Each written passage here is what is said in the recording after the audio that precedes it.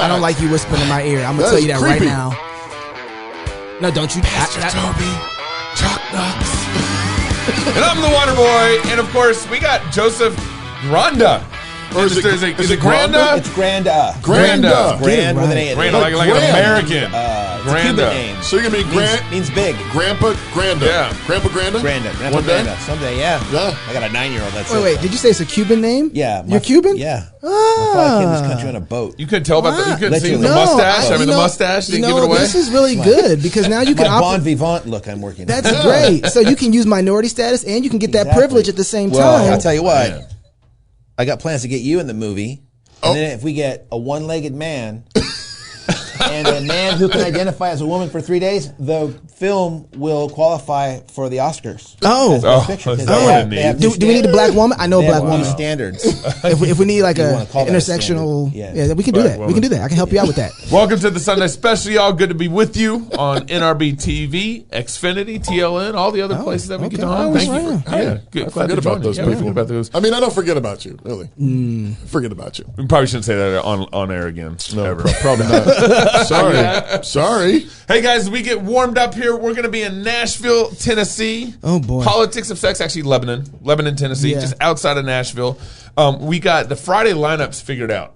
So I'm pretty excited. Saturday lineups filling in. We're going to have about 20 people on Saturday, but we got the Friday lineup figured out. We got Pastor Toby talking about Molotov monogamy.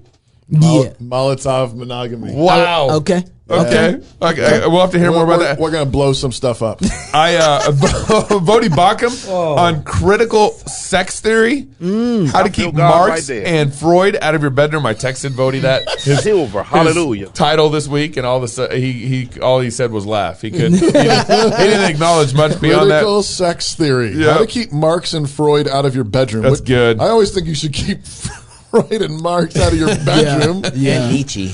Yes. Doug yes, sir. Tenaple? Sex, Lies, and the Prophetic Poet. Ooh. Bonson on punk rock home economics. Everything with Bonds. I know, it's all punk rock. Every time he comes, he talks at our conferences. We're going to say punk rock, whatever. He was punk rock Hyperion last time. Yeah, you remember that. Yeah. And then Pastor Wilson on gay pulpits. We need to tell Doug that's his talk, by the way. I haven't. Hey, Pastor Doug. That's your talk. Hey, Gay he don't watch pulpits. this show.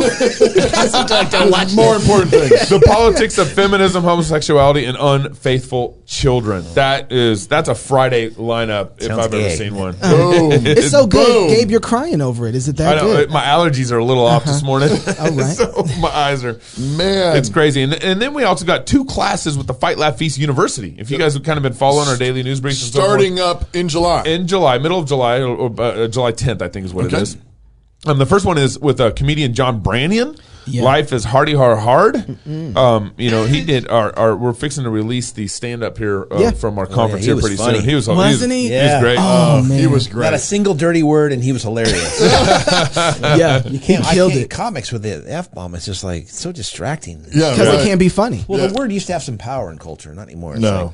like, Yeah, no, that's right. So life is hardy hard, man. And education is warfare with Toby's brother Jesse Sumter, our managing editor of the magazine. Yeah. Education is warfare. Both those classes, I think one's on Monday, Wednesday, the other one's Tuesday, Friday. It's a great time with the family. You can all get on Zoom together, and you get to hang out with John or get to hang out with Jesse. And other people who join the class and everything. It should be fantastic. There's a limited room too, right? Yeah, seating's limited. We only sell 25 seats. FLFnetwork.com/FLF-EDU. Yep. Are you done? Toby, Oh, it's my turn? it's your turn. Oh, man, you were going so good. You know what happened? You've been on vacation because you had an anniversary. Guys, 21 years. 21. I'm just sort of going to hang out today. And you forgot how to do this thing. I'm in love. I'm in love. That man is I don't care who knows. And by the way, there is now a Fight Laugh Feast hat at the bottom of Lake Coeur d'Alene. Praise God. Just so you know. So, You lost it. I was driving a speedboat at a very high speed. And it went flying off. I thought it because he had a hat trick. Nah. But it was a fun ride, and my Fight Laugh Feast hat's gone. So I need a new one. But I was just thinking, the archaeologists, when they, are digging up Lake Coeur d'Alene in a few centuries or, a few millennia, and they're like, A fight, laugh, feaster was here. Yes, right. Reformation was breaking out here at Lake Coeur d'Alene. Yep. I don't know. Celebrating anniversaries. Samaritan Ministries is a healthcare sharing ministry with over 250,000 Christians that care for one another's needs, from broken bones, Neil, to cancer, pregnancies, to organ transplants, all without the use of insurance. Talking about health insurance, of course, is not something that anyone really likes to do, but it can be, because it's so confusing, lots of jargon, and who knows exactly what's going to take care of what, and like coding and all this stuff. That's why Samaritan Ministries is a healthcare option people should consider. It's not insurance. It's Christians sending financial gifts to others when there's a medical need. Plus, caring for one another spiritually through prayer and encouragement. Guys, I can't read ads anymore. I'm just like totally. He's in love. You know what I was thinking about? I've been eating really good food.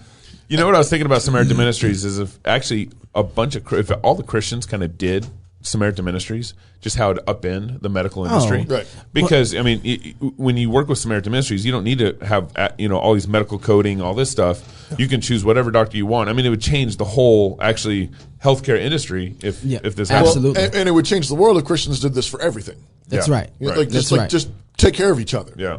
Be Christians. And it would get more people to realize that they are Christians. Exactly. Yeah. If you'd like to learn more about how you can be a part of this ministry, helping each other with healthcare, visit SamaritanMinistries.org/crosspolitics so they know that we sent you. Yeah. They know that you guys love us and love them. Love people who support us. Yeah. Help me, help you. Okay. Have you guys been following Biden this week? No. It's I was celebrating my anniversary. 21 years. President Biden is just amazing president. Remember, you were asking me, and I'm not being critical of you all. I really mean this. It was legitimate questions you're asking me. Asking me, well, guess what? Employers can't find workers. I said, yeah, pay them more. This is an employees bargaining chip now. Oh. What's happening? Wow. They're going to have to compete and start paying hardworking people a decent wage. So That's wicked. It really That's is. really wicked. Guys, so I was in Coeur d'Alene this week with my wife celebrating our anniversary. 21 Did I years. mention that? I was mentioned celebrating my anniversary happy this week. anniversary. And not kidding you, we just talked to Rob last week about That's the right. Sandsdemic. Yep. Lack of people. Yeah. There are signs everywhere in Coeur d'Alene. Hiring. Help wanted. And what was worse and sort of like kind of off-putting actually was lots of signs making excuses. Yeah. I'm sorry, we're not going to be able to take care of your meal very fast. We're short on help. That's right. We don't have very many workers here, and so you're just going to have to be patient. It's going to take a while. And it was sort of like, it was actually kind of off-putting. It was like, stop making excuses. Like, do your best. And I understand if it's going to take a while. Yeah. I get it. But it was like fussy, whiny. Like, we don't have enough people to work for us. Our kitchens are understaffed. But it was like everywhere in Coeur d'Alene. We need not to have a short memory. One of the things we need to remember is that the government shut down everything, told people they couldn't go to work, shut down your businesses. And then gave them more money to stay home. And then open the border to bring workers in. Yeah, exactly. But apparently not enough. And then because of that, they also manipulated the market and told people that they couldn't collect money from other people. Right. So the people who own homes, there's a bill passed. You can't collect rent. You can't kick them out. You can't function the way you need to operate your business. And now they're telling you how to pay employees when you get them, when they messed up the whole economic system themselves. They've been doing that for a minute, Knox. Yeah, but it's called minimum wage. It's even gotten, trust me, if you're, racist wage is what we should call it. But the thing too is that how do you pay people more? Right. Yeah. You raise your prices. Well, and that's the thing. I can't pay somebody more than the value of the product in which I'm selling. Exactly. So the value of the product itself, if you want me to pay them more, then now I have to charge people somewhere else more. Then that person who I'm getting the goods from, they probably going to have to raise their price. Everything goes up because you're inflating the whole thing. Right. Yeah, because of what you did. It's work. We had an amazing meal last night in Troy. Yeah. At Timberline. Yeah. Timber Lodge. Yeah, Timber Lodge. Timber Mill.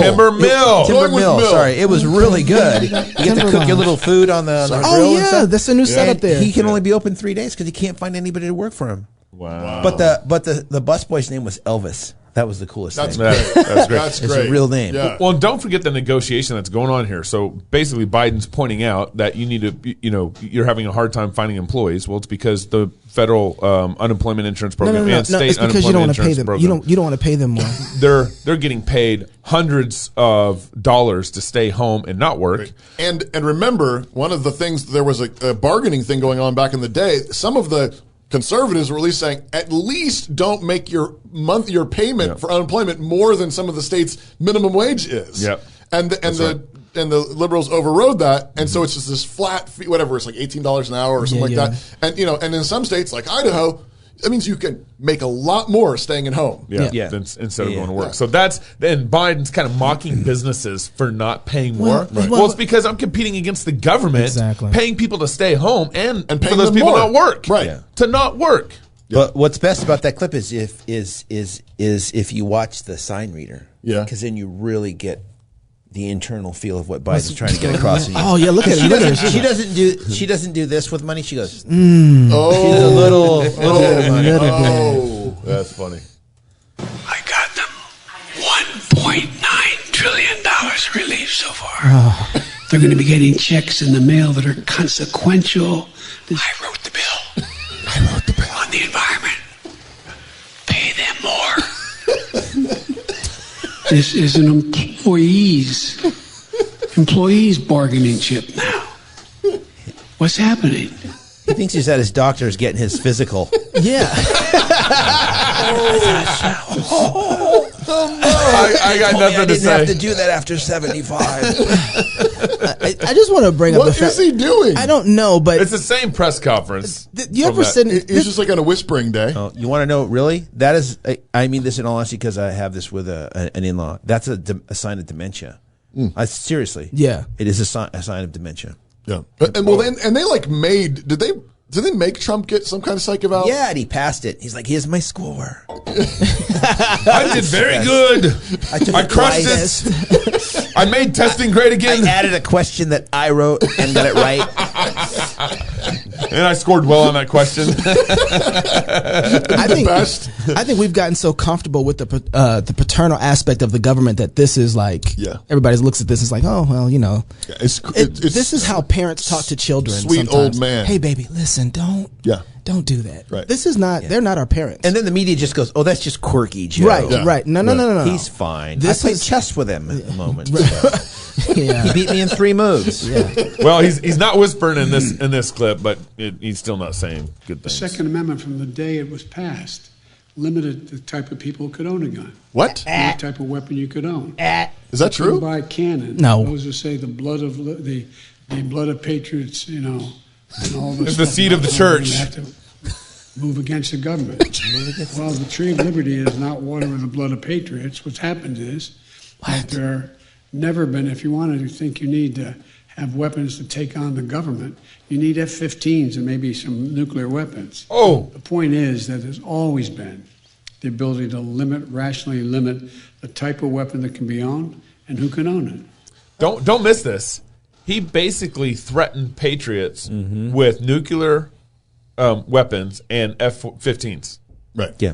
Yeah. Like he said, if you want to mess with the government, if you want to go up against us, we got fighter jets and nukes. It's funny because back in 1667 or 1670, somewhere around early 1600 or late 1600s, one of the things that they put on the books in some of the colonies were that people who were black and were freed could not own guns, and people who were black and slave could not own guns, because what they didn't want is to have to deal with. So what he's talking about is racist policies. Exactly. So And they've always had limits on what guns.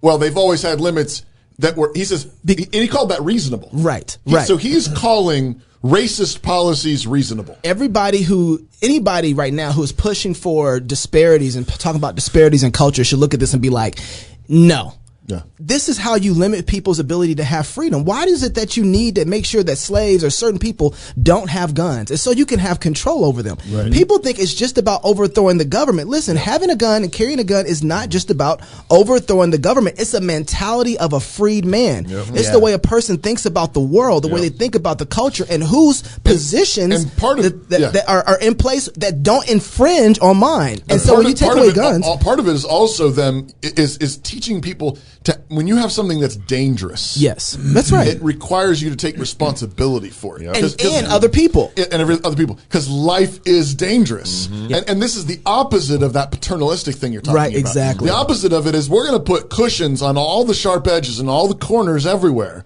So that nobody hurts themselves. That's right. And we're going to whisper to you and say, and if you watch that clip, he goes up and he goes like this. Yeah. That's to his staff going, make sure my pudding is ready.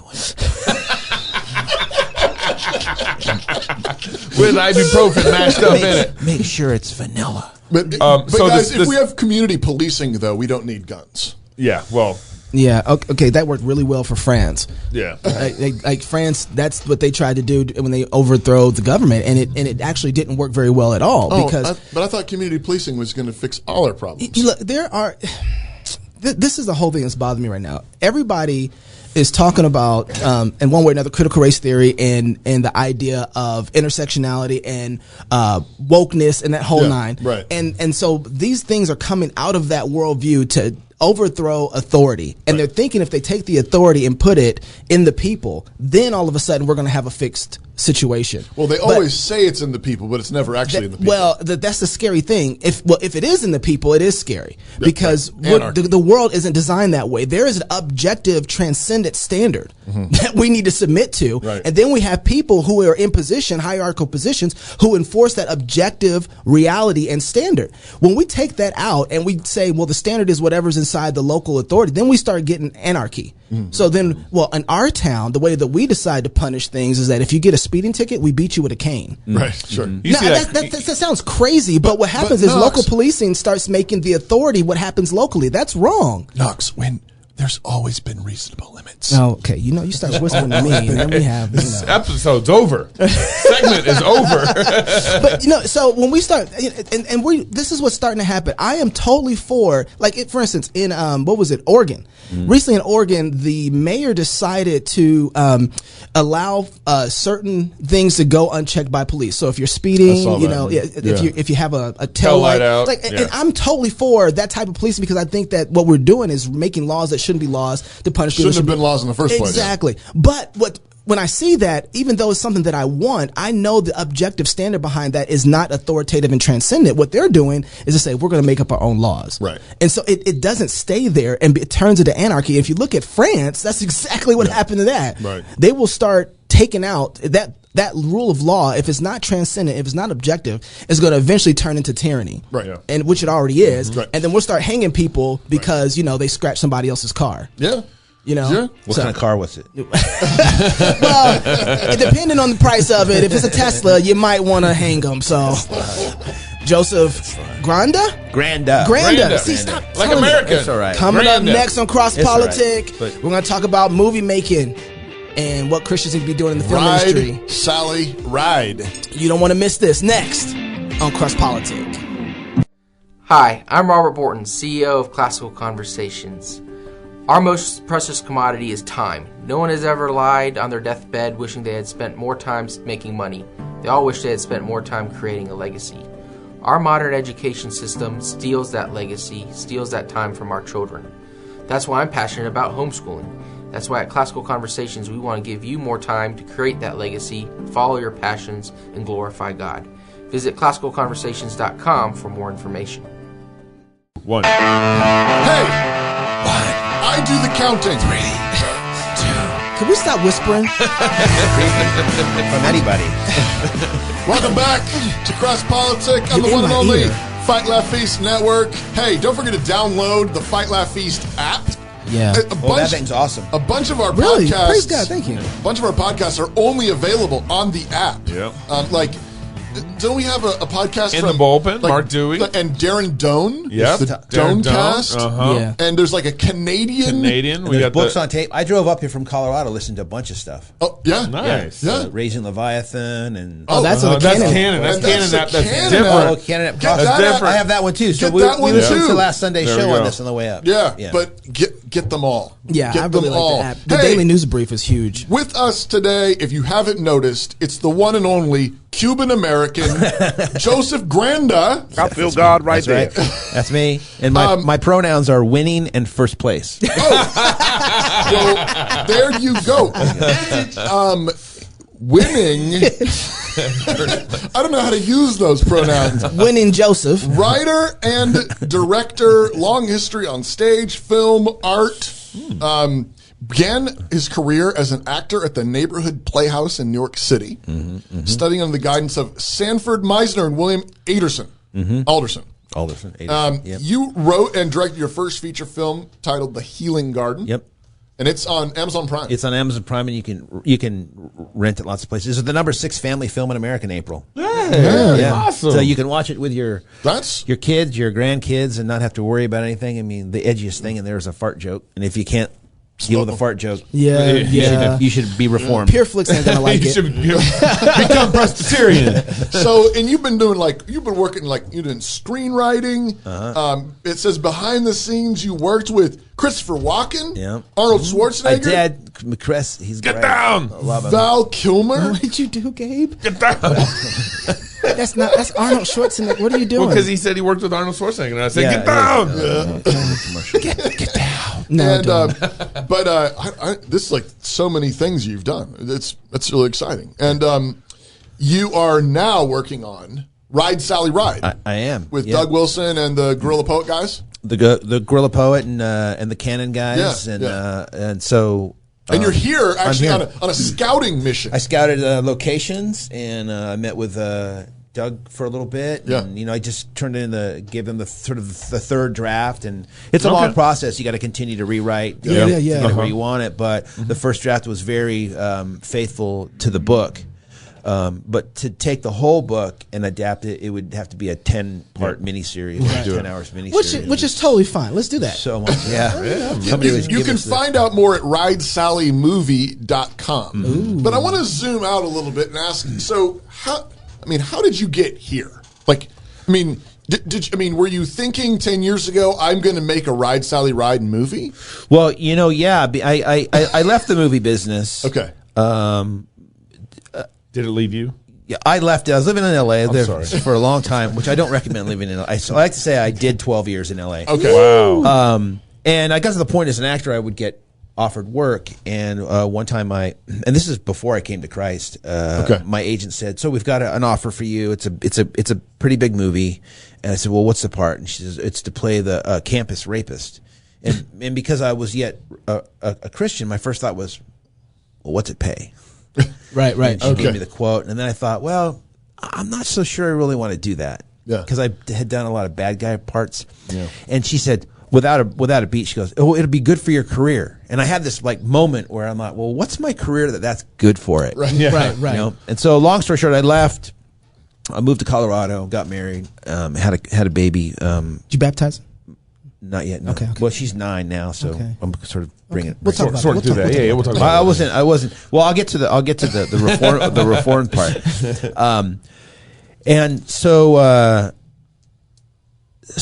I got baptized, and I said, and I had owned a business, and I was still doing some writing stuff, but I kind of. So why'd you get baptized? Did you come to the Lord? Yeah. Oh, okay. Yeah. In Colorado. Yeah, in Colorado. Okay. Yeah.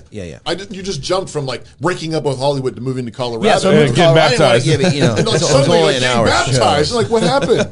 Yeah. So found Christ, got baptized, and gave my life. I said, well, you know, what do you want me to do? I'm a big fan of donuts, which you don't have here in Moscow. Yeah. And so I said, if you want me to open up donuts for Jesus in Colorado, I'll do it. But everything that kept coming at me was the movie business. Yeah. Okay. And so I started exploring what they call a term that I don't care for, faith-based films. Yeah. Oh, yeah. Which, First off, I'm not knocking people. If you have the means and you want to go out and do your art, you should do it. But a lot of it was really bad. It was just So I was able to come with a different perspective of somebody who had lived most of their life as a secular person in the movie business and understand those creatures, and then come to Christ and have a new perspective on entertainment and film. And I don't think that it's necessary for Christians to, the knee-jerk reaction is, I'm going to make a movie and I'm going to put a pastor in it and we're going to have a church and we're going to give a sermon. And I don't think that's effective. First off, I don't think that movies are bending the knee to Christ,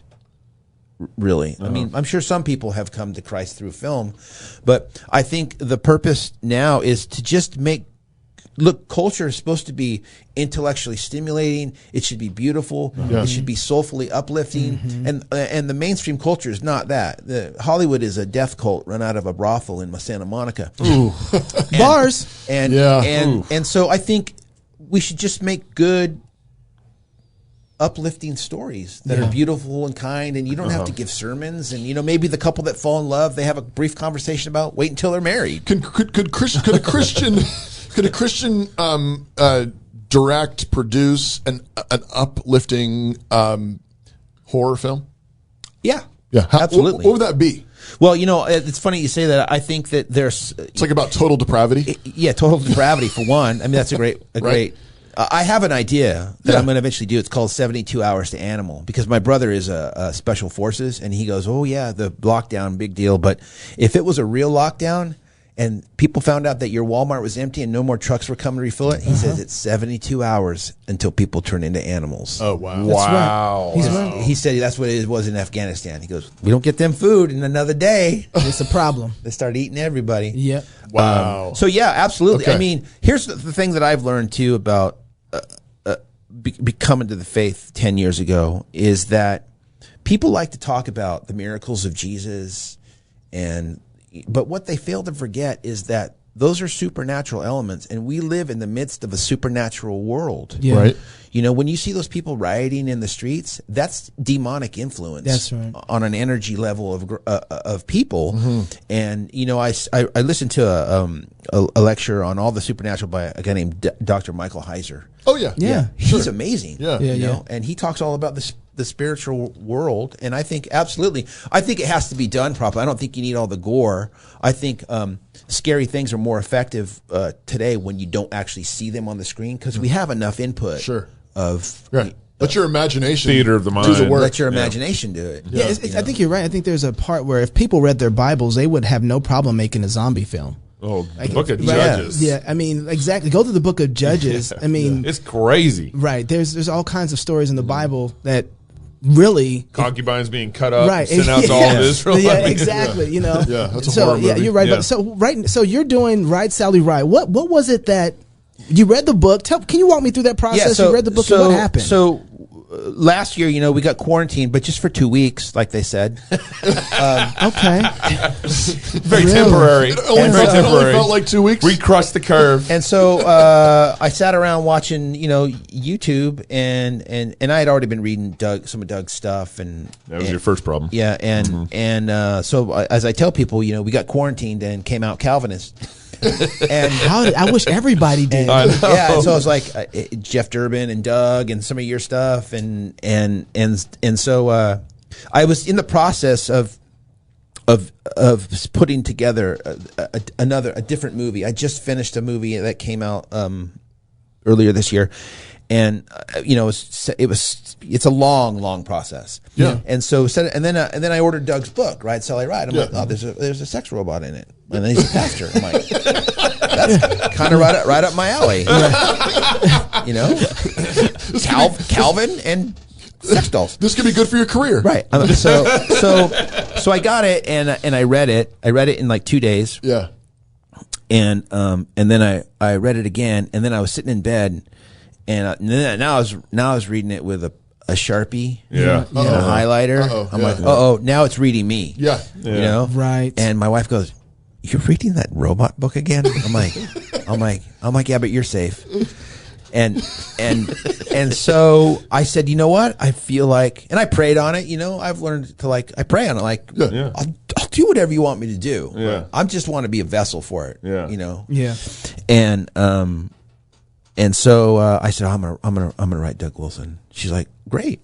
So I wrote emails to anybody. I wrote all the canon, and finally it got to Doug, and he said, what I wrote to him, I just said, my wife and I got quarantined this year, and thanks to you and some of your videos, we've come out Calvinist, and I feel strongly that Ride Sally Ride should be a movie, but it should be done by somebody with a Reformed background, an experienced screenwriter and filmmaker, and somebody that's made a movie with that's not willy-nilly, that's made a movie with something more than just with his mom. Yeah, right. Yeah. And so he wrote back, I am at least interested in hearing what you have to say. Yeah. And so then I put together a whole pitch, with a pitch deck, and did that with him and Aaron from Guerrilla Poets. Yeah.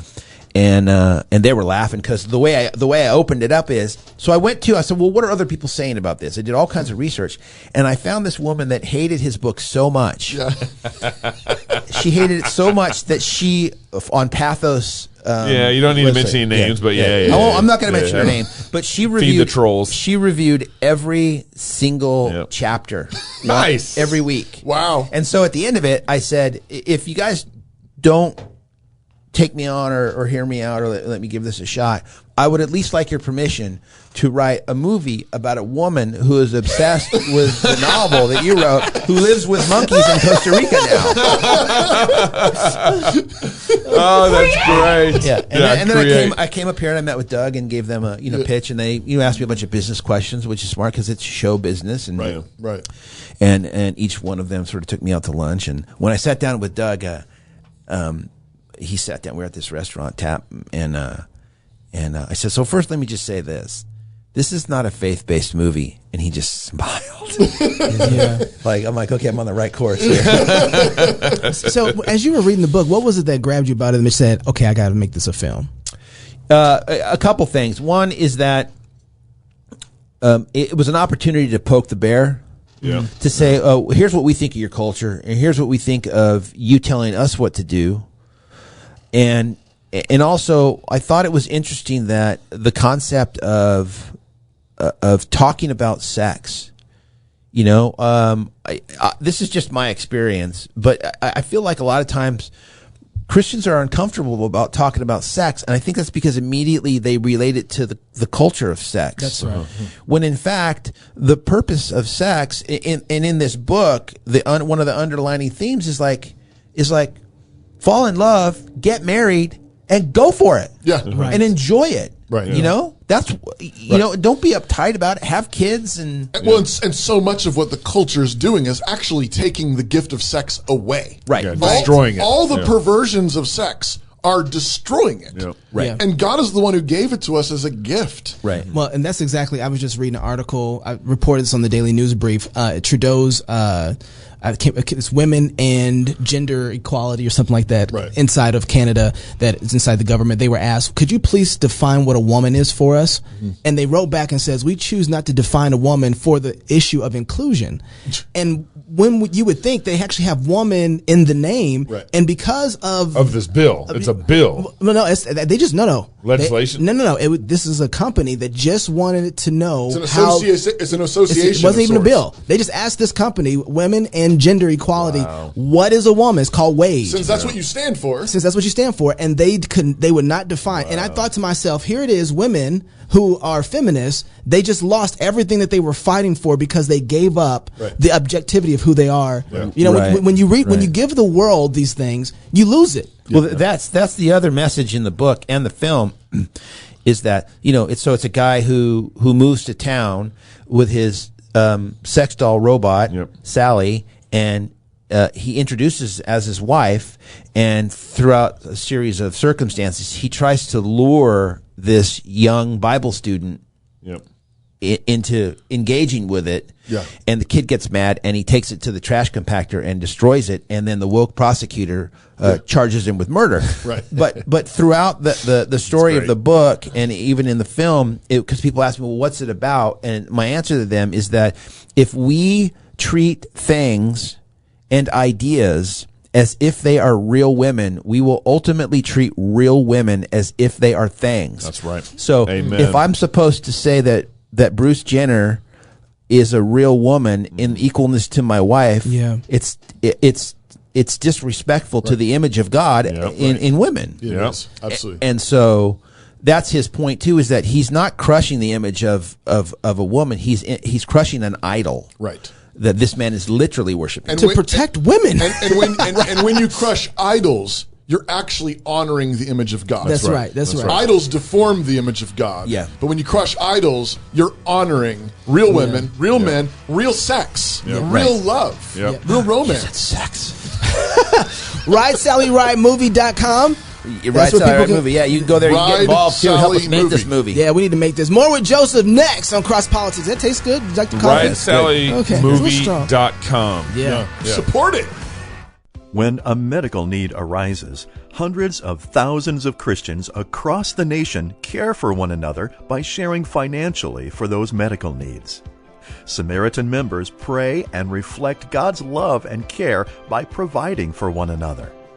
While times continue to change, God's love doesn't. He cares for us as we are called to care for one another.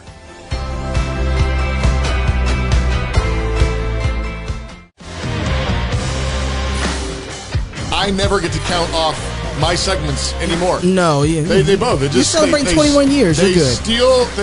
They assume like I can't do anything anymore. I'm just making it easy for you. Happy 21 years. That's amazing. Thank you. Yeah, my marriage is now old enough to drink.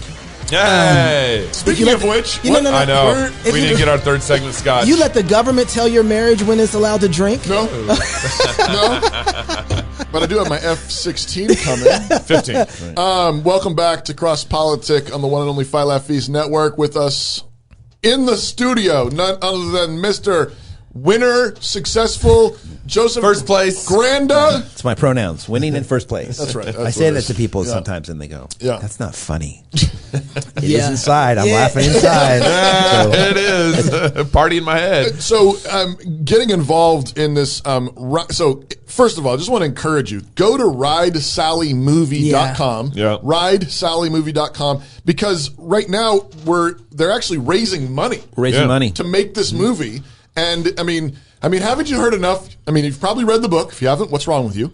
But you've heard enough now, and you're like, yes. Well, and let's make that movie. Go put your money where your heart is. Well, here's my point too: is that if you know, a lot of people want to give money to politicians. I don't recommend that. Yeah. Because they say what they want from the camera, but then they all go have Caesar salad and martinis together at the 21 Club in D.C. Yeah. Ask SBC. Is that I used to work at Breitbart News, and Andrew would always say that the culture is upstream from politics, and Christ is upstream from the culture. And so if you want to get involved in the culture war, we need to get more involved in the culture and start planting those seeds now. And the way that you can do that is by investing in this movie. And you get stuff, you get the Canon app. There's a bunch of different levels there that you can get involved in. So we would appreciate that. Or if not, just pray. RideSallyMovie.com. And the thing is, I'm actually going to the website there right now, and you can actually, there's different levels, so you can even support it for $500. And there's a teaser trailer there too. Anybody trailer, but you can support it all the way up to $100,000. Yeah, let me say this too. If there are Christians out there in the audience that are people of means, which I've been talking to some of them, and they really want to come and get involved and become executive producers. Yeah, I will fly to your home and cook you dinner. Okay. What kind of dinner? And talk about whatever Cuban. you want. I want some Cuban. Yeah. I want some fried bananas. Cuban rice and beans. I want some Cuban food. No, yes. I will come to your house. I will make you rice and beans. That's a fundraising. If you put up the money, then the truth is, flying out. If you haven't read the book, I want to say that's the first step. Yeah. Because as soon as you crack the book open and you start to read the book, you know right away this needs to be a film. I feel like the first 3 chapters, I was like, this needs to be a movie. It was a page turner for me. We spend a lot of our time going through news and media, so you don't have to. That is a large part of my day. I sit there and watch almost every news show that comes on every night. You're welcome, okay? Pray for my wife and kids. I'll say that. But because of that, and reading the articles that we read every day, we see what's coming. Right. We see what's happening in the media. And some stories we don't bring you because those are not the most important ones. What Doug did in this book, he saw something in the future coming, right? And everybody laughed when the book dropped, and it wasn't like a month later, a couple weeks later after the book release, you start seeing these sex dolls, people marrying their sex dolls, unbelievable, and for real. And I thought this book was going to be like, maybe another 20 years, 15 years, we'll get there. It was like 5 months, and so he was ahead of the curve. And this isn't the first time that Doug has done this. He has repeated history of being ahead of the curve, and so right now to be able to have the ability and means and someone who can direct this film, I wish people would have done this with a lot of other things that Doug has done in the past. This is a huge opportunity, and this needs to be made. So go Joseph, support it. Joseph, explain why it's so important to support this kind of work. And you sort of contrast it with the politicians, but why is this such important work?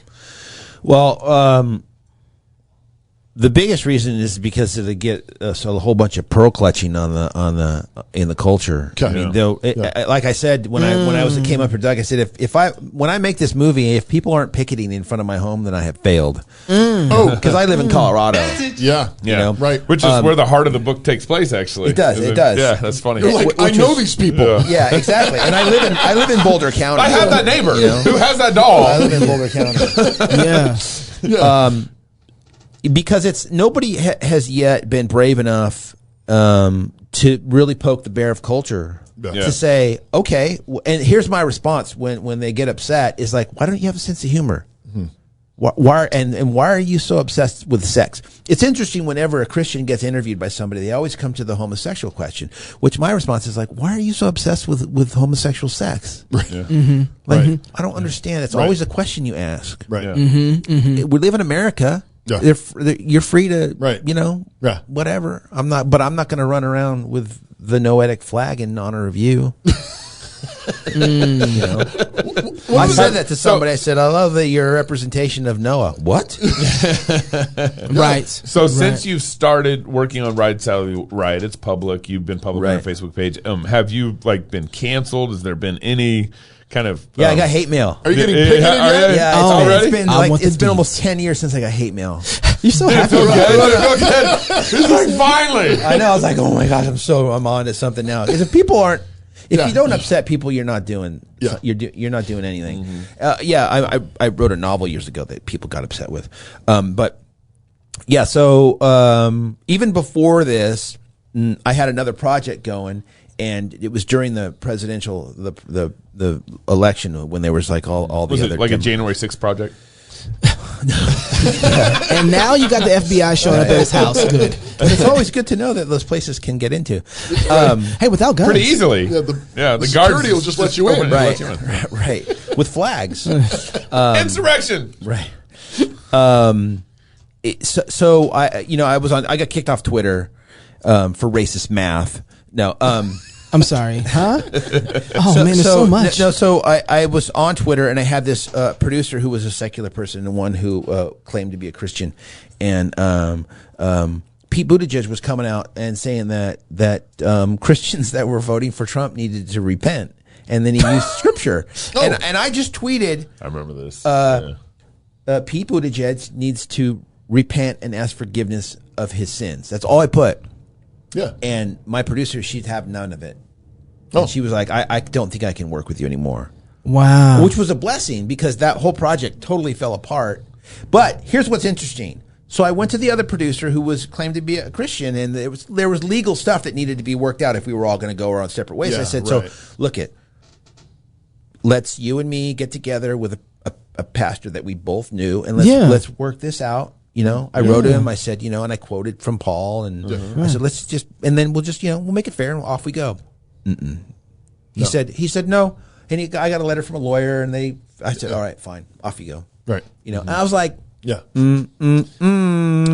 Yeah. Did you see Not all dogs go to heaven? The Christian pop singer who released the music video this last week, Modest is Hottest. Okay. Modest is I saw it going around. I didn't. Modest is Hottest. The video's it's fun. It's tongue in cheek. Pretty fun. And there's some good lines in the song. He's encouraging his daughters to dress more Amish and a little less Kardashian.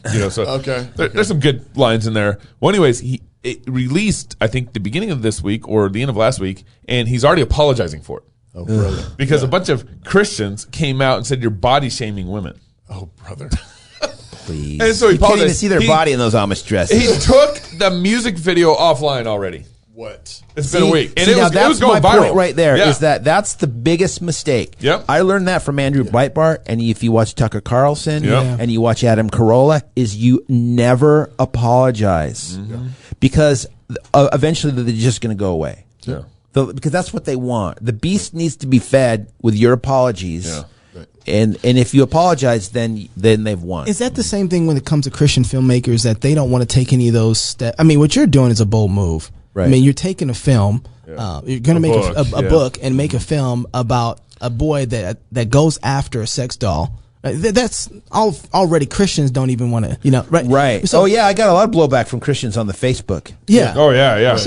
But Christian filmmakers, I mean, can you think about the boldest film that a Christian filmmaker has done recently, where it's taken on the culture? It's hard to find. I mean, it's there. The Godfather? It's not out there. They always have the poor kid, dies and he goes to heaven and he meets grandma, and then grandma's still 72 years old looking when he gets there. Like, what's up with the heavenly body? Even realistic. But before we can even take down the piece that we make Modest as Hottest, we don't even start with anything that's really, punching back at the culture anyway. Right.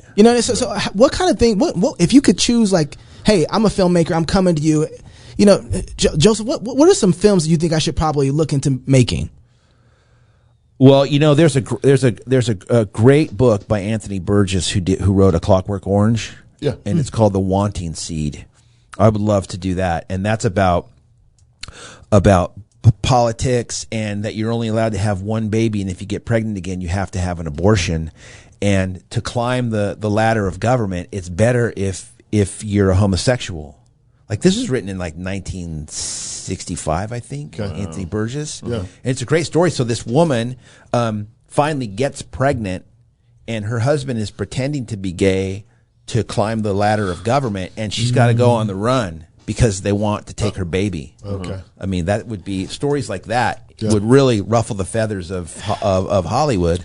Yeah. Jason Farley, he's kind of A&R over at Lore TV, and one of the things he says, like, people forget that we are in a storytelling battle. Yeah, absolutely. And what we would forget to do, we always argue ones and zeros when we need to be arguing from our true mythos. Right. Right. Yeah.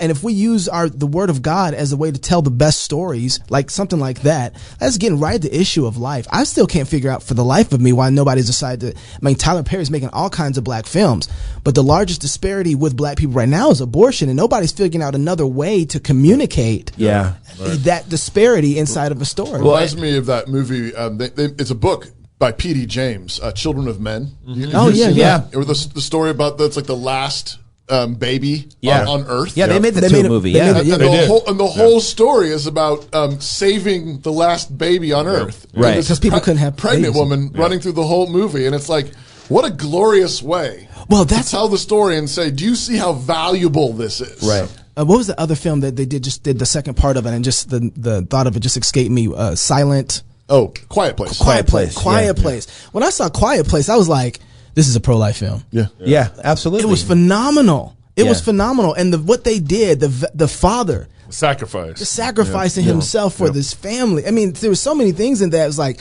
but I think when we see stories, I think it was C.S. Lewis that said, stories get past the watchful dragons of people's hearts. Right. Oh. When we want to communicate to people, we're sitting up here arguing. It's the same thing with well, I mean, and those stories that are in the Bible are still happening today. If the Bible were still being written, I'll give you an example, because I've gone and met with him over the last 4 years. And he just wrote a book. It's Jack Phillips of Masterpiece Bakery, which is just down the road from my house. Right. And I want to eventually do his story, because this is a guy who has had complete devastation on his. Yeah. And all he had to do is bake one cake, and he won't do it. Right. And that's just amazing. And he hasn't done it 3 times now. 3 times now. Yeah, he's getting sued again. He's getting sued again now. Yeah. Right now. Yeah, because he wouldn't make a cake that was blue on the inside and pink on the outside. Right, for a tranny. Yeah, but this is a man who won't make a divorce cake or a Halloween cake or anything that he feels disparages anyone. And he'll sell you a cake, Right. but he just doesn't feel like he can decorate it, Right. because it's his artistic expression, which just falls under the First Amendment. Right. You can take my cake and do whatever you want Yeah, with it. yeah. Here's some crayons. Here's rainbow crayons. Yeah. Right, whatever. Yeah. But it's amazing. Like, why do you have to have him make you this cake? Because they're spiteful, evil, demonically influenced people. I mean, when you see that stuff, people always think, oh, the demons are influencing people, and so the head's got to spin and climb on the walls. Right. It's very subtle. Right. Hollywood is full of demonic possession, and it's not it's just, it's a very slow massaging. I always tell people, you want to see the most demons in one night, just watch the Oscars, because they're beautiful people. Right. Right. You're not going to be drawn to ugly sort of. Well, and getting back to Lewis, I mean, his description of demons and devils, Screwtape Letters would be a famous. Yep. But it's like they are meticulous accountants, like they're bureaucrats. In Lewis's imagination, he says, don't think in terms of horns and pitchforks and slime and the Halloween sort of thing. Yeah, think of well-dressed people who are meticulous about details, because the devil is an accountant. Right. Yeah. The devil is an accuser. Yeah. And he's got this accounting spreadsheet of all your sins. Yeah. And a collective consciousness is a real thing inside groups of people. Right. And so when you watch Hollywood, if you just scroll through your Netflix stuff and just read the log lines of the movies, it's full of like murder and rape and dystopian futures and aliens coming in, and and it's never it's not really creative. No, it's not. That's because you can't really have creativity apart from the living triune God. I mean, Right. They take God's good things and they distort it, they twist it. Yeah, it's common grace. Yeah. They're taking their creative. They're some brilliant people. You said earlier that you had a huge announcement, and I've been itching the whole show to figure out what this is about. So I wrote the first script, and there's some things that needed to be adjusted, and one of them, it was the main character gives a speech, and what I did is I turned it into an interview, and I wrote you into it as the interviewer. on stage, and he's doing this publicly now. Like this is happening described now. as a handsome black man. Oh, that's true. You got that part right, baby. With a pink tie and a blue sport coat. With an Old Testament beard. Are you serious? Yeah, absolutely. Yeah, I have your name in there. I'll give you the script. You can read it now. That it's been. That is awesome. You're gonna have to talk to my agent. It's just an interview, and then which is me. And then there's a part that you're perfect for. Oh, really? I don't know if you read the book. I make a good butt double. Yeah, no, and it's just in the book. The kid wants to go. The kid's being sent to Alabama to give a speech or an interview now. Yeah. And he's got to have a government escort cop with him. Okay. And so I think he'd be perfect for that. No lines. I'm just an escort. Yeah, there's some lines. There's some lines. Kind of like a butt double. And I got a reason for all this. Okay. It was part of my pitch to Doug, not to put you guys in the movie, but I got a part that's perfect for you, but I didn't want to go for sure because you also have the sort of you're an official pastor, so I wasn't sure, but. Is he the youth pastor, the dad? No, it's yes. I had him the lawyer who's it's one scene defending the girl who's going to claim that this Ace, the lead character kid, that was mean to her in school. But one of the things to Doug, I said, it's really important that this kind of material that you don't let it be produced outside of your universe. Yeah. Don't just sell the rights to somebody and let them go off and do it. Right. It should still have be overseen by your people in your group, and they should all be involved in it. And I said, and first off, Colorado will never give me tax credits to make this movie because no one's getting murdered or raped in it like a Tarantino movie. Wow. They gave them $30 million. Wow. And my last movie, they pushed back on giving me tax credits because they were like, there's 7 of them in the film board, and they're like, I don't know, church and state. And I was like, they wouldn't let me go to the hearing. My producer's like, you can't go. I'm like, but you can't go. Okay. Just let us handle it. Because they were like, I said, what did they say? Like, they approved it, but 2 of them were like, well, church and state. I'm like, well, they don't even know what that means if they're saying church and state and taxes and movies. Yeah. Anyways. Wow. So here, you're hitting at something I think is really important. I think, so have you thought about, there's 2 questions I have. Have you thought about how you want to release this yet? And the other thing is, I think Christians have no idea how much there's no gatekeepers anymore.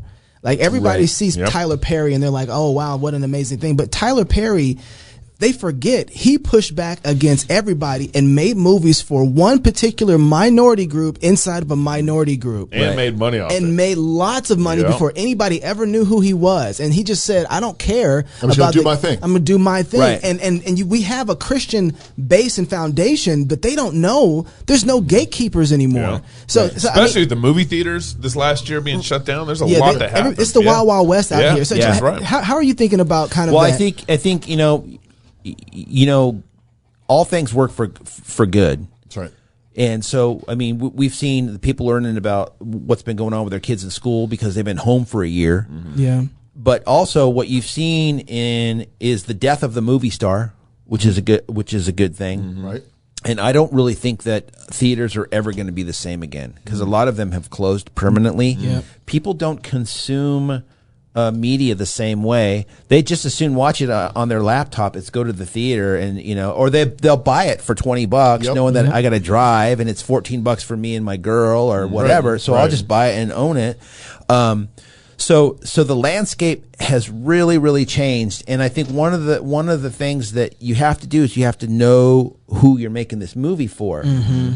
But because of the incendiary and controversial aspects of this story, I think a lot of people are going to want to watch it and see what's up with that. What's all the hubbub, Mm-hmm. But then you think about like when Martin Scorsese did the movie about Jesus, The Last Temptation of Christ, which is based on a book. It's like that's his artistic right to do it. He's a Catholic, so it's his right to do whatever he wants. But then Christians are out there picketing it like. Right. What's the point? Yeah. Like, they they can go make something better, actually. yeah, but the landscape has been leveled in many ways. I think as far as getting this out there and distributing, I think it's going to go along with the guys at Canon and their Canon app and that's huge. It's very similar to the way that Ben Shapiro and the guys at the Daily Wire are doing. They're doing their own movies, releasing it on their own platform. On their own platform, and then they can expand it out from that. Yeah. This is something that I think we are starting to wake up to. We need to support industries like this that we're doing here at Cross Politics, that are doing at Canon, because if we want to see something that's going to compete or have a voice or our own content made for us, I don't want to just be doing a podcast. I want to have a weekly show that you can sit down, and multiple weekly shows. Daily. But I want daily content with just but I mean I want also multiple weekly shows that somebody can sit down, and the same thing we're doing with Disney when Loki comes on every week or when the Marvel comic universe release them. We're sitting down and saying, man, I want to see that, but we're giving Disney all of our money. Well, I think that listen, what I've learned coming to Christ late in my life is there's a whole bunch of different kinds of Christians in the world. I'll give you an example. I don't have regular TV, the dish or whatnot. I have a Roku and watch movies and the new hotness. Right. And I was scrolling through where I was staying. There's a whole bunch of Christian channels on there. Of like, or so they say. Right. What's really weird is they all have a 1-800 number. Yeah. And so I sat there, my wife was just rolling her eyes. I was calling each one of them, and I'd say, hi, I have a message for Jerry. Oh, did you want to buy the pamphlet? Whatever. I said, no, he needs to repent and ask for forgiveness of his sins, because he's telling people they can get rich off of Jesus. That's all. Bye. And then I call the next one. Oh, classic. I call the Joel Osteen one. We could go to war. I'm like, you need to tell him what he's saying right now. He's taking Job way out of context. You were just doing a little Matthew 18 right there, just like. But my point is that they have, and I know that some Christians have a very tender heart, but Jesus didn't float on air. Right. Somebody I read. So when I first heard the message of Jesus, I spent the first 9 weeks researching, trying to disprove it. Yeah.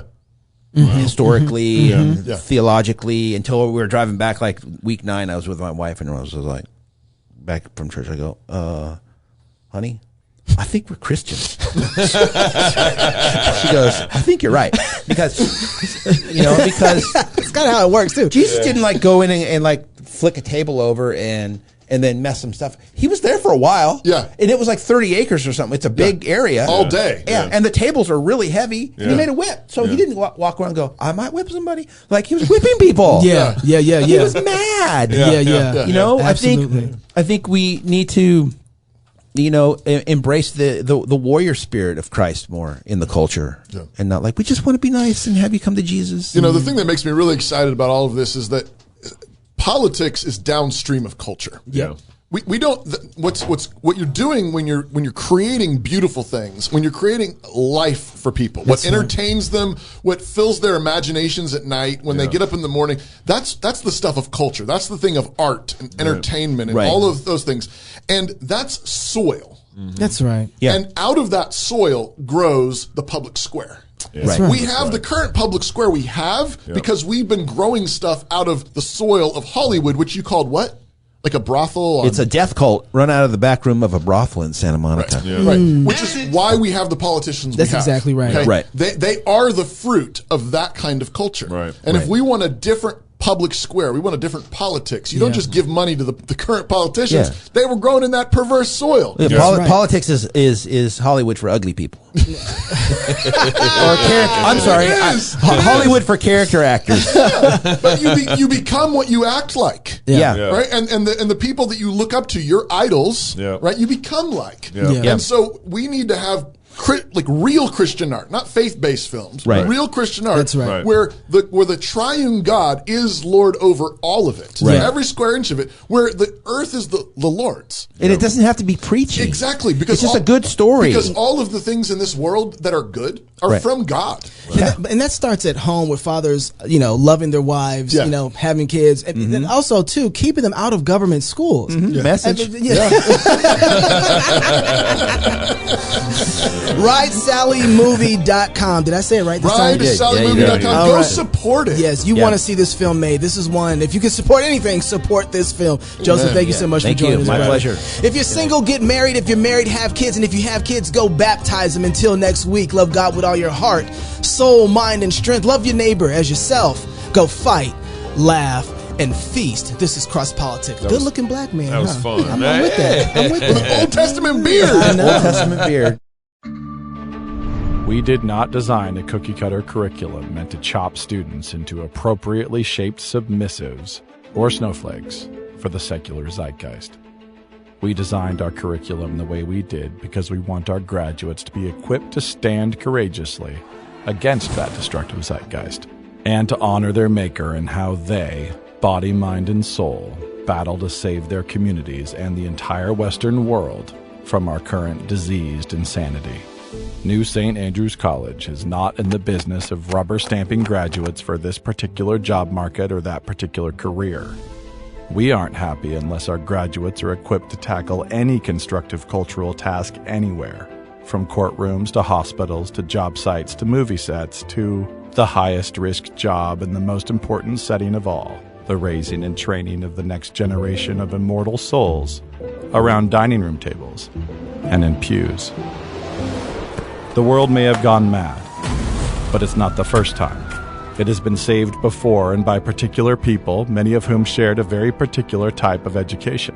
Augustine, Calvin, Jefferson, Churchill, and many lesser-known heroes in times of madness all had one type of education, one type of training in common. And it's the same kind of rigorous education we currently pursue surrounded by the rolling wheat fields of Idaho. By God's grace, our civilization will be saved, or rebuilt, from the smoking ruins. The men and women capable of such a task, capable of fearless joy and fiery laughter, all while undertaking such hard cultural labor, those are the kind of graduates we want, the kind we expect. They are why we exist, and why we teach what we teach. So you might call it a major in world building, or culture shaping, or a major in saving civilization. We call it classical Christian liberal arts. New St. Andrews College, saving civilization since 1994.